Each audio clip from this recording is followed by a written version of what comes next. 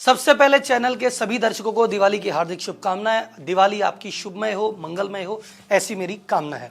अब हम बात करते हैं पेटीएम के आईपीओ के बारे में, क्योंकि पेटीएम देश का सबसे बड़ा आईपीओ लाने वाला है। तो इसमें हम बात करने वाले हैं कि आखिर क्या इस आईपीओ में पैसा लगाना चाहिए या नहीं लगाना चाहिए। पेटीएम क्या एक उड़ता हुआ रॉकेट है या पेटीएम एक डूबता हुआ जहाज है? पेटीएम का इतिहास क्या रहा, पेटीएम का बिजनेस मॉडल क्या है, पेटीएम की अभी फाइनेंशियल स्थिति क्या है, पेटीएम क्या भविष्य में पैसे कमा पाएगा या नहीं कमा पाएगा, पेटीएम से कौन सी दो बहुत बड़ी गलती हो गई जिसकी वजह से वो परेशान है और मुझे लगता है फ्यूचर में भी काफी परेशान रहेगा और ये आईपीओ भी उसकी खास मदद नहीं कर पाएगा। और इन दो गलतियों में बिजनेसमैन के लिए बहुत बढ़िया बिजनेस के लेसन छुपे हुए हैं। तो करते हैं इस वीडियो की शुरुआत।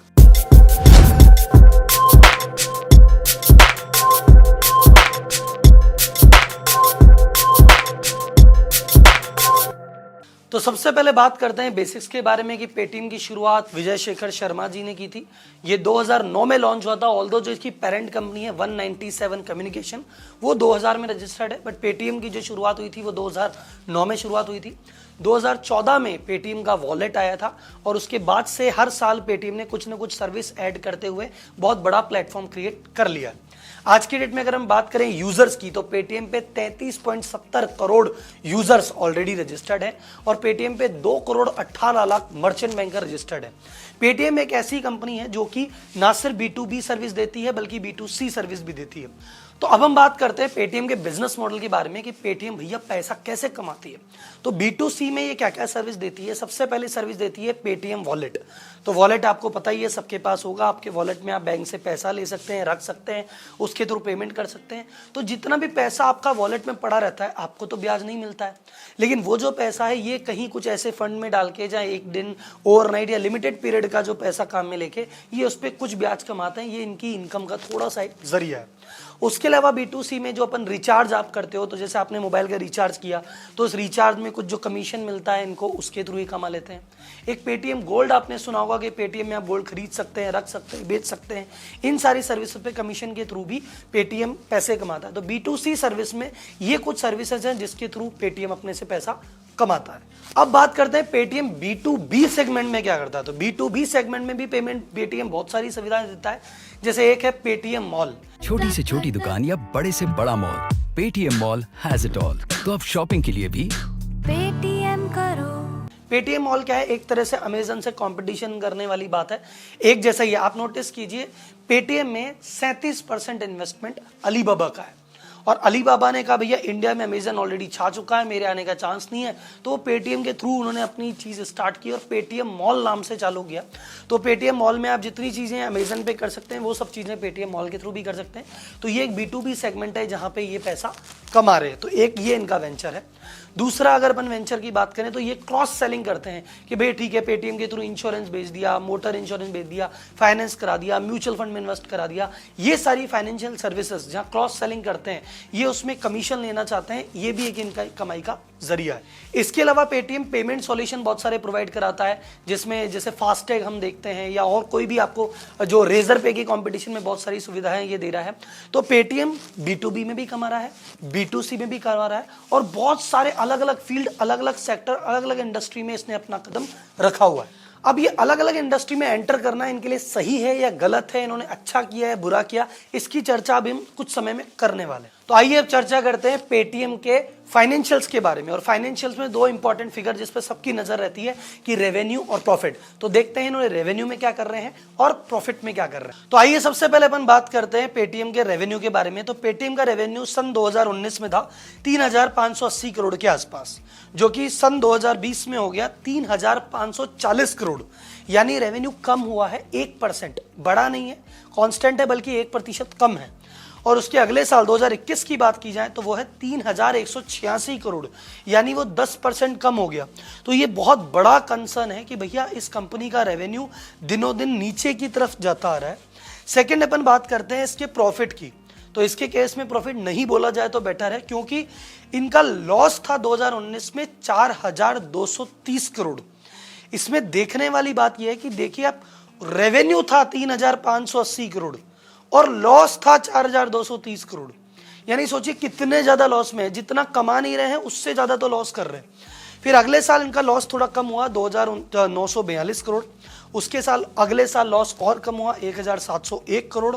लेकिन अभी भी प्रॉफिट कहीं दूर दूर तक नजर नहीं आता है। इनफैक्ट जब विजय शेखर शर्मा से बात की गई कि भैया आईपीओ आने के बाद क्या सीन है, कहता सर आईपीओ आने के बाद भी अभी हमारा पैसा कस्टमर एक्विजिशन में ही जाने वाला है, अभी भी प्रॉफिट की गुंजाइश अगले 5-10 साल तक नहीं है, ये हम आपको पहले ही कह देते हैं। और ऐसा डिस्क्लेमर भी आईपीओ में उन्होंने दे रखा है कि भैया हमने पैसा ले रहे हैं पर फ्यूचर प्रॉफिट की गारंटी आज भी हम आपको नहीं देते। बल्कि एक टेंशन की बात और है कि इनका जो अपन अभी देखा, आपने देखा कि अरे सर राहुल जी लॉस इनका दिनों दिन कम होता जा रहा है, ये तो अच्छी बात है, लेकिन ये लॉस कैसे कम हो रहा है? इन्होंने अपने खर्चे कम कर दिए। कौन से वाले? इन्होंने अपना मार्केटिंग का खर्चा 63% से घटा दिया, एडवर्टाइजिंग का खर्चा 28% से घटा दिया। आप देखिए आजकल पेटीएम बहुत ज्यादा डिस्काउंट, बहुत ज्यादा कैशबैक, बहुत ज्यादा ऑफर नहीं देता। तो मैं कह रहा हूं पहले कंपनी का लॉस ज्यादा था, लेकिन हमको समझ में आता है कोई बात नहीं, कस्टमर एक्वायर कर रही है, डिस्काउंट दे रही है इसलिए है। लेकिन अब तो इन्होंने वो देना भी बंद कर दिया, फिर भी लॉस बंद नहीं हुआ। और अगर आगे जाके ये डिस्काउंट नहीं देंगे, मार्केटिंग नहीं करेंगे, तो नए कस्टमर कैसे लाएंगे, वो भी एक बहुत बड़ा सवालिया निशान है। तो अब हम इन डेटा को ध्यान में रखते हुए एक चीज और डीपर एनालिसिस करते हैं कि पेटीएम की फ्यूचर स्ट्रेटेजी क्या है, आखिर पेटीएम क्या करना चाह रहा है। तो आप देखेंगे कि जो पेटीएम का कंज्यूमर से रेवेन्यू आता था वो 2019 में था 1,085 करोड़, 20 में हो गया 1,012 करोड़ और 21 में हो गया 959 करोड़। यानी कंज्यूमर के बेसिस पे जो ये पैसा कमा रहे थे, ये दिनों दिन कम होता जा रहा है। लेकिन अच्छी बात क्या है, जो मर्चेंट से पैसा कमाते हैं, B2B जो पैसा कमाते हैं, वो दिनों दिन बढ़ता जा रहा है। तो 2019 में वो 486 करोड़ था, 20 में 765 हुआ, 21 में 1,011। तो अब जैसा हम देख रहे हैं कि इनकी रेवेन्यू कंज्यूमर से कम होती जा रही है, B2C से कम होती जा रही है और B2B में बढ़ती जा रही है। तो ये क्लियर ट्रेंड दिखा रहा है कि पेटीएम फ्यूचर में क्या करने वाला है। अभी हमने देखा मार्केटिंग का खर्चा घटा दिया, डिस्काउंट घटा दिया, तो ये कह रहे हैं कस्टमर से तो पैसा आ भी नहीं रहा, तो इनको ज्यादा देने से मतलब नहीं है। इन्होंने अपना 29% खर्चा इंप्लॉय सैलरी में बढ़ाया, यानी अपनी ये नए से नए एम्प्लॉय हायर कर रहे हैं जो कि डोर टू डोर वेंडर के पास जाएंगे और वहां पे अपना कनेक्शन बैठाएंगे, क्योंकि इनको लग रहा है कि भैया जो असली पैसा है वो मर्चेंट में बनेगा, अब कस्टमर में तो बनेगा नहीं। तो ये फ्यूचर स्ट्रेटजी इनकी थोड़ी सी शिफ्ट हो रही है। अब हम बात करते हैं इस वीडियो की सबसे कोर चीज के बारे में, जिसपे अपन चर्चा करेंगे कि राहुल जी कौन सी 2 स्ट्रेटेजिक मिस्टेक की जिसकी वजह से भाई साहब पेटीएम की नैया डूब रही है। तो पहली गलती क्या की?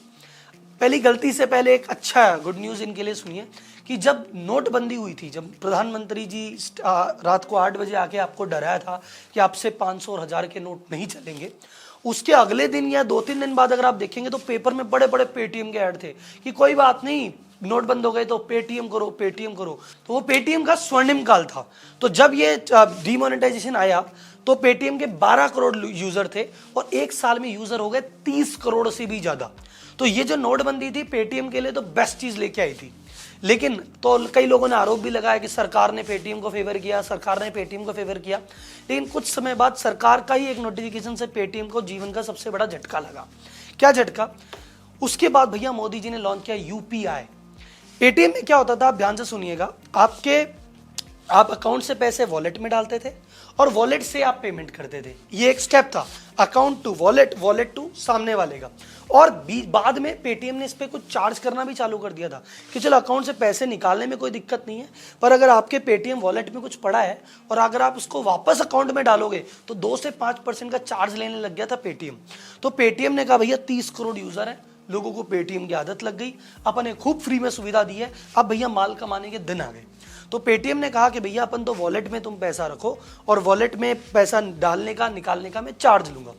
उस समय जब मोदी जी ने भाई साहब यूपीआई लॉन्च किया, भीम लॉन्च किया, तो यूपीआई क्या था कि भैया आपके अकाउंट से सामने वाले के अकाउंट में सीधा पैसा जाएगा, वॉलेट में रखने की जरूरत ही नहीं है। तो जब ये यूपीआई लॉन्च हुआ उस समय पेटीएम को क्या करना चाहिए था, पेटीएम को भी अपना यूपीआई लॉन्च करके आगे बढ़ना चाहिए था, पर पेटीएम ने कहा नहीं यार, अपने कमाई का धंधा, अपने वॉलेट में इतने सारे लोग हैं, वॉलेट में कमाएंगे। तो पेटीएम ने यूपीआई पे उस समय ध्यान नहीं दिया और उस समय एंटर हुआ फोन पे। तुरंत पैसे भेजिए एक से दूसरे बैंक अकाउंट में फोन पे के साथ। अब पैसों की बात फोन पे। और फोन पे ने कैप्चर किया 47% मार्केट फोन पे ले गया। उसके बाद भाई साहब आया गूगल पे। अब हजारों दुकानों पर निश्चिंत होकर पे कीजिए गूगल पे के QR कोड से, अपने बैंक और गूगल की सिक्योरिटी के साथ। गूगल पे 38% मार्केट ले गया। तो आप देखेंगे आउट ऑफ 100% में से 85% मार्केट गूगल पे और फोन पे लेके बैठे हैं। पेटीएम के हाथ में लास्ट में जब पेटीएम जगा, अब पेटीएम के हाथ में मात्र 11% शेयर है। तो वॉलेट इतने सारे हैं पर उस वॉलेट से पेटीएम चाह के भी कमा नहीं पा रहा है। तो ये पहली गलती कि जब यूपीआई लॉन्च हुआ तब इसको उस रेस में कूद जाना चाहिए था, ये विनर रहता, पर इसने मिस कर दिया और उस रेस में कोई और जीत गया। दूसरी जो सबसे बड़ी स्ट्रेटेजिक मिस्टेक है वो ये है कि अलीबाबा ने देखो 37% इन्वेस्ट कर रखा है। तो अलीबाबा कई ऐसी चीजें जो चाइना में सक्सेसफुल है इंडिया में लाने की कोशिश कर रहा है। जैसे एक चाइना में सक्सेसफुल ऐप था WeChat. Voice and video messages only on WeChat. Download now. We love WeChat. तो वी चैट क्या करता था, एक ही ऐप में सुपर ऐप था, वो सारी सुविधा देता था कि वहां पे चैटिंग भी कर लो, पेमेंट भी दे दो, ट्रेन की टिकट भी बुक करा लो, होटल कर लो, जो करना है गाड़ी वहीं से बुला लो, सब कर लो। तो अलीबाबा ने एक दिमाग में आइडिया प्लांट किया, विजय शेखर शर्मा को लगा कि ठीक है यार अपन पेटीएम को सुपर ऐप बनाएंगे। इसलिए आप नोटिस कीजिए पेटीएम को एक सुपर ऐप बनाने की कोशिश की गई और इसमें सारी चीजें कि भैया पैसे यहाँ पे रखी लो, इंश्योरेंस यहाँ से ले लो, लोन यहाँ से ले लो, गोल्ड यहाँ से ले लो, बिजली का पेमेंट कर दो, यहाँ सारा पेमेंट कर दो, सारी सुविधा डाली कि हम सुपर ऐप बनेंगे। लेकिन सुपर ऐप बनने के चक्कर में क्या हो गया, इन्होंने अपना कंपटीशन बढ़ा लिया। अब इन्होंने पेटीएम मॉल खोला तो भैया कंपटीशन सीधा अमेजन से है। ये पेमेंट सर्विस दे रहे हैं तो भैया सीधे रेजर पे से, इंस्टामोजो से इनकी भिड़ंत हो रही है। ये कह रहे हैं गोल्ड बेचूंगा, तो जहां भी फील्ड में जा रहे हैं। अब क्या है, पेटीएम इतने सेक्टर में एंटर हो गया जो कि आपको दूर से देखने में लगता है क्या बात है यार, पेटीएम इतनी सारी जगह है। ये पेटीएम की सबसे बड़ी वीकनेस है। इसे कहते हैं बिजनेस में फोकस न होना। कई लोग इसे कहते हैं Paytm is a confused fintech company. Paytm को पता ही नहीं क्या करना है, कभी ये कर लेती है, कभी वो कर लेती है, और हर फील्ड में जाके कंपटीशन फेस कर रही है, हर फील्ड में जाके पैसे वेस्ट कर रही है। किसी भी फील्ड में अभी ढंग से नंबर 1 हो नहीं पाई है। पेटीएम वॉलेट में नंबर 1 थी, यूजर काफी ज्यादा है, लेकिन वॉलेट में अब ज्यादा कमाई का सोर्स नहीं है। यूपीआई में नंबर 1 हो नहीं पाए, पेमेंट मॉल में नंबर 1 हो नहीं पाए। तो ये सबसे बड़ी स्ट्रेटेजिक मिस्टेक है और ये बिजनेसमैन को सीखना चाहिए कि जब तक किसी एक चीज में नंबर 1 नहीं होंगे, हमको कहीं और दूसरे फील्ड में जाना नहीं चाहिए। पर इस दूसरे फील्ड में नंबर 1 होने की चाह में ये 10 फील्ड में घुस गए, किसी में नंबर 1 नहीं है, सब में लॉस है, और इतना बड़ा लॉस इसी कारण से आ रहा है। तो अब हम इस केस स्टडी के कंक्लूजन की तरफ बढ़ते हैं और देखते हैं कि इसमें भैया राहुल जी अब तो कमी गिना रहे हो, कोई खूबी भी है क्या? यस सर, सबसे पहले स्ट्रेंथ की बात करते हैं कि पेटीएम में स्ट्रेंथ क्या है। स्ट्रेंथ क्या है कि इसकी ब्रांड वैल्यू बहुत बढ़िया है भैया, ट्रस्टेड ब्रांड है। मतलब पेटीएम हो सकता है नंबर 1 ना हो, लेकिन पेटीएम को ऐसा नहीं कह सकते कि कोई सेकंड ग्रेड ब्रांड है। पेटीएम भी एक प्रीमियम ब्रांड है, आप कह सकते हो। तो पेटीएम की सबसे पहली स्ट्रेंथ क्या है, ब्रांड बहुत बढ़िया है, ट्रस्टेड ब्रांड है। सेकंड, यूजर बेस बहुत ज्यादा है भैया, 2 करोड़ से ज्यादा मर्चेंट और 33 करोड़ से ज्यादा यूजर, छोटी बात है क्या? तो सबसे बड़ा कस्टमर बेस लेके बैठा है, ये इनकी पॉजिटिविटी है। प्लस तीसरी चीज, अगर ये इतने सारे सेक्टर्स में बैठा है, अगर किसी भी सेक्टर में इसका किस्मत खुल जाए, कोई नोटिफिकेशन आ गया, कुछ सरकार की गाइडलाइन आ गई, कुछ भी इंडस्ट्री में चेंज हुआ, किसी भी सेक्टर में अगर ये नंबर 1 हो गया तो प्रॉफिट होने में ज्यादा टाइम नहीं लगेगा, क्योंकि इतने सारे यूजर है ना, जहां हिट होगा सारे यूजर वहां लेके चल पड़ेगा, तो वहां पे कमा सकता है। तो संभावनाएं बहुत ज्यादा निकलती है। तो ये इसकी स्ट्रेंथ भी है अलग अलग फील्ड में होना, कि अगर एक फील्ड कोई डाउन भी होता है तो ये कहीं ना कहीं से पैसे निकाल लेगा, ये इसकी कहीं ना कहीं स्ट्रेंथ भी है। अब बात करते हैं वीकनेस की। तो वीकनेस की चर्चा तो अभी कर ही रहे हैं। तो सबसे पहली वीकनेस है हिस्ट्री ऑफ लॉसेस। लॉस है, बड़े बड़े लॉस है, छोटे मोटे लॉस नहीं है, करोड़ों के, जितनी रेवेन्यू नहीं है उससे बड़े बड़े लॉस है, और फ्यूचर में प्रॉफिट में आने की संभावना नहीं है। ये सबसे बड़ी नेगेटिव चीज है। सेकेंड चीज अपन बात करें कि इनके जो सीनियर एग्जीक्यूटिव है बहुत सारे एग्जिट लेते जा रहे हैं, मतलब ऐसा कहा जा रहा है, अब उस पर मैं कमेंट नहीं कर सकता, पर आर्टिकल जैसे चल रहे हैं कि विजय शेखर शर्मा के आसपास कई यस मैन है, तो उन्होंने ऐसा चापलूसों का घेरा बना हुआ है कि कोई भी जो बढ़िया बंदा कुछ भी इनके अगेंस्ट बोलता है तो वो उसको ज्यादा पनपने नहीं देते। इसलिए बहुत ज्यादा सीनियर एग्जीक्यूटिव धीरे धीरे पेटीएम को छोड़ के जाते जा रहे हैं। तो कई लोग जिन्होंने पेटीएम में रिमार्केबल चीजें की, बहुत बढ़िया अचीवमेंट की, वो अब कंपनी छोड़ के जा चुके हैं, और विजय शेखर शर्मा लगभग पूरी सीनियर टीम में अकेले से ही रह गए। तो ये एक बहुत बड़ा कंसर्न है कि इतने बड़े बड़े सीनियर एग्जीक्यूटिव आईपीओ आने के बाद भी छोड़ के क्यों जा रहे हैं, ये बहुत बड़ी वीकनेस है। एक वीकनेस और जो अपन ने डिस्कस की कि ये फोकस ही नहीं है। अगर 10 सेक्टर में जाएंगे तो भैया फिर किस पे फोकस करेंगे? बंदा एक है, टीम एक है, और आप हर सेक्टर में वहां भी बड़े बड़े लोगों से कंपटीशन है, तो ये एक बहुत बड़ी प्रॉब्लम है। अब बात करते हैं अपॉर्चुनिटी की कि सर आज प्रॉब्लम है क्या, आगे भविष्य में कोई अपॉर्चुनिटी नहीं है? सर बहुत सारी अपॉर्चुनिटी है, इतना बड़ा कस्टमर बेस है, कोई सा भी नए प्रोडक्ट कोई सी भी इंडस्ट्री में हो सकता है आज तक डोमिनेट नहीं कर पाए, हो सकता है किसी नई इंडस्ट्री में घुसे उसको डोमिनेट कर दें, तो संभावनाएं तो है। दूसरा, इतना बड़ा प्लेटफॉर्म होने के कारण नेटवर्क इफेक्ट होता है। कंपनीज कहाँ पे आती है? जहाँ यूजर होते हैं, तो इतने यूजर है तो कंपनी भी आएगी, और इतनी कंपनी आएगी तो यूजर भी आएंगे, तो ये नेटवर्क इफेक्ट है, तो धीरे धीरे कस्टमर बेस इनका और बढ़ेगा। तीसरा एक और चीज है कि इंटरनेशनल एक्सपेंशन, कि अगर आपको लगता है इंडियन मार्केट में कमाई नहीं है, हो सकता है इंडिया के बाहर जाके ये अपनी कमाई चालू कर दें, तो ये संभावनाएं तो है। और अब बात करते हैं थ्रेट्स के बारे में। तो थ्रेट, पहली चीज जो मैंने बार बार डिस्कस कर रहा हूं, बहुत ज्यादा कंपटीशन है सर। कंपटीशन के जमाने में पैसा, एक बार कितना भी पैसा लगाओ अल्टीमेटली खत्म होता जाता है। तो इतनी तेजी से ये रेट कैश बर्न कर रहे हैं अपना, और कंपटीशन भी इतने बड़े बड़े हैं कि अगले 10 साल तक वो भी हिलने वाले नहीं है। तो ये सबसे बड़ी इनके लिए थ्रेट है। तीसरा, ये इतनी सारी इंडस्ट्री में है ना कि गवर्नमेंट ने एक नोटिफिकेशन किया, एक अनाउंसमेंट किया, कभी भी इनकी कोई भी इंडस्ट्री ऊपर नीचे हो सकती है। तो ये एक बहुत बड़ा कंसर्न है। तो कंक्लूजन, राहुल जी आप क्या बोलते हैं? सर मैं ये बोलता हूं कि मैं इस कंपनी में पैसे नहीं लगा रहा। क्यों नहीं लगा रहे राहुल जी? मैं किसी भी ऐसी इंडस्ट्री में पैसा नहीं लगाता, किसी भी ऐसी कंपनी में पैसा नहीं लगाता जहां पे कंपटीशन बहुत ज्यादा हो और बंदा मार्केट लीडर ना हो। जोमेटो में कंपटीशन बहुत ज्यादा नहीं था, वो ऑलरेडी मार्केट लीडर था। नायका में वो मार्केट लीडर है, पॉलिसी बाजार में मार्केट लीडर है, तो वहां इन्वेस्टमेंट मैंने किया था। लेकिन अगर इसकी बात करेंगे, ये मार्केट लीडर किसी भी तरह से नहीं है, कंपटीशन बहुत ज्यादा तरीके से फेस कर रहे हैं। तो जहां कंपटीशन है वहां प्रॉफिट आता नहीं है, आज है नहीं, आज भविष्य में संभावना नहीं। तो ऐसी कंपनी के साथ में जुड़ना नहीं चाहता जहां पे फोकस भी नहीं है। नायका का एक जगह फोकस है, जोमेटो का एक जगह फोकस है, पॉलिसी का एक जगह फोकस है, यहाँ फोकस भी नहीं है। तो इन कारणों से मैं इन्वेस्ट नहीं करना चाहता। आप मुझे चैट बॉक्स में बताइए, आप इन्वेस्ट करेंगे नहीं करेंगे? आपको इस केस स्टडी में क्या अच्छा लगा, आपने क्या इसमें सीखा? और अगर ये सारी चीजें आपको ठीक लगे, मुझे चैट बॉक्स में बताइएगा। इसमें अगर किसी भी प्रकार का अपडेशन होता है तो मैं एक वीडियो और लेके आ रहा हूँ। सर आपसे रिक्वेस्ट है, अगर इस वीडियो से आप कुछ सीख रहे हैं तो प्लीज़ इसको लाइक कीजिए, ताकि यूट्यूब को पता पड़े कि एक बंदा अच्छी वीडियो बना रहा है।